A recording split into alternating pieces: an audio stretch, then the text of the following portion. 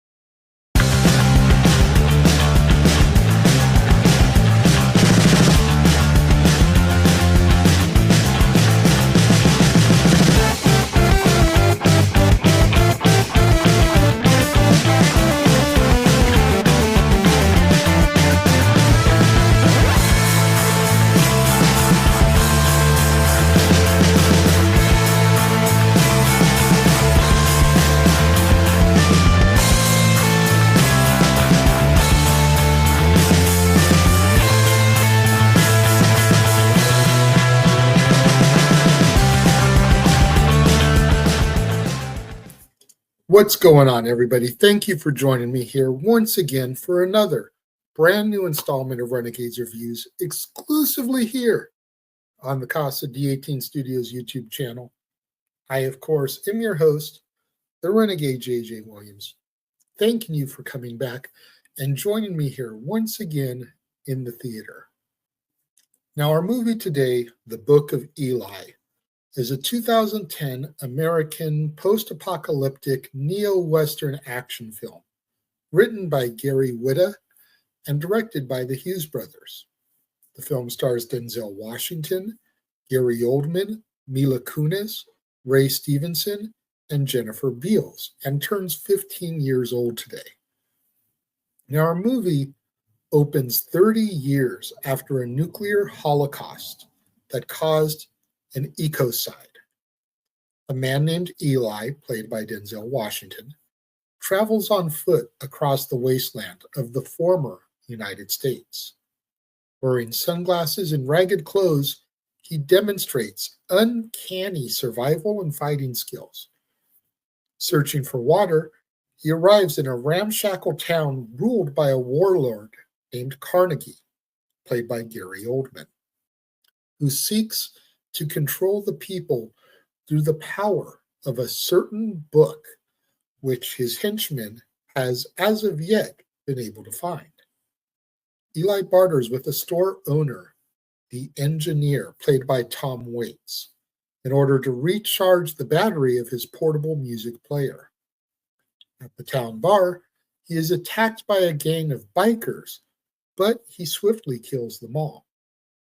Impressed, Carnegie invites Eli to join his employ, but Eli declines. Realizing that Eli is a literate man like himself, Carnegie forces him to stay the night under guard. Carnegie's blind mistress, Claudia, played by Jennifer Beals, brings Eli food and water, and Carnegie orders her daughter Solara, played by Mila Kunis, to seduce Eli, but he rebuffs her. Solara sees Eli has a book, and he offers to share his food, saying grace before they eat. In the morning, Carnegie overhears Solara repeating the prayer to her mother and realizes that Eli has the book that he has been seeking, a Bible. Eli sneaks away, but Carnegie and his henchmen confront him in the streets. When Eli refuses to give up the book, Carnegie orders him killed. The ensuing battle leaves Eli untouched, but many of the henchmen are dead, and Carnegie is shot in the leg. Solara catches up to Eli and she leads him to the town's water supply, hoping to accompany him, but he traps her inside and continues on alone. Solara escapes and is ambushed by two bandits who attempt to rape her, but Eli reappears and kills them. Continuing towards the west coast, Eli explains his mission. He has the last remaining copy of the Bible, since all other copies were intentionally destroyed following the nuclear war. He says he was led to the book by a voice in his head, directing him to travel westward to a place to be safe, and assuring him that he would be protected and guided on his journey. At an isolated house, Eli and Solara fall into a trap, but manage to diminish the suspicions of the residents, George and Martha, played by Michael Gambon and Francis de la Tour, respectively, who invite them inside for some tea. Realizing that George and Martha are cannibals, Eli and Solara attempt to leave just as Carnegie and his men arrive. In the ensuing shootout, George, Martha, and many of Carnegie's men are killed, and Eli and Solara are both captured. Threatening to kill Solara, Carnegie forces Eli to surrender the Bible before shooting him and leaving him for dead, departing with his caravan. Solara escapes, destroying one truck with a hand grenade and driving back in another to find Eli. With his remaining vehicle low on fuel, Carnegie decides to return to town. Solara finds Eli and they drive until they reach the Golden Gate Bridge. They then row to Alcatraz Island where they find a group intent on preserving what remains of literature and music. Eli tells the guards that he has a copy of the Bible. Taken inside, Eli dictates the New King James Version of the Bible from memory to Lombardi, played by Malcolm McDowell, the sanctuary's leader. Back in town, Carnegie discovers that Eli's Bible was written in Braille, revealing Eli to be blind. Claudia, feigning the ignorance of Braille, tells Carnegie that his leg wound has become infected, and the loss of his enforcers has led the people in the town to run amok. At the sanctuary, Eli has died, but not before reciting the entire book. The printing press then begins producing copies of the Bible, and Lombardi places one on a bookshelf between the Hebrew Bible and the Holy Quran. Solara is offered sanctuary on Alcatraz Island, but instead she chooses to return home, taking up Eli's machete and other possessions as our movie comes to its close. In January of 2024, it was announced that a prequel television series was actually in development. Created, written, and executive produced by Gary Whitta, who wrote the script for the film here, the plot will be set decades before the film, and it'll once again center around the titular character, starring John Boyega in the lead role. Boyega will also serve as an additional executive producer alongside Alan and Albert Hughes. The television show is in development from Alcon Television Entertainment, and it's currently being shopped to various networks. I can definitely see John Boyega, who's probably best known to my fans for portraying Finn in the Star Wars sequel trilogy, as a younger version of the Eli character. I look forward to checking this out once it finds a network to carry it. As far as the film is concerned, I really enjoyed it. The blind twist at the end definitely caught me off guard. But going back, once it was revealed, there were a couple of scenes that kind of telegraphed it. For example, earlier on in the film, while talking to a woman on the side of the road, Eli mentions being able to smell hijackers due to the lack of soap. It is often said that certain senses are heightened when others are lost. So it would make sense that a blind man's sense of smell would increase due to the loss of sight.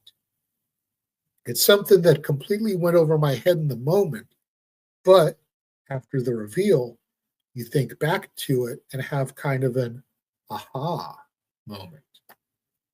I thought Denzel Washington was charismatic and captivating, as he usually always is in his movies.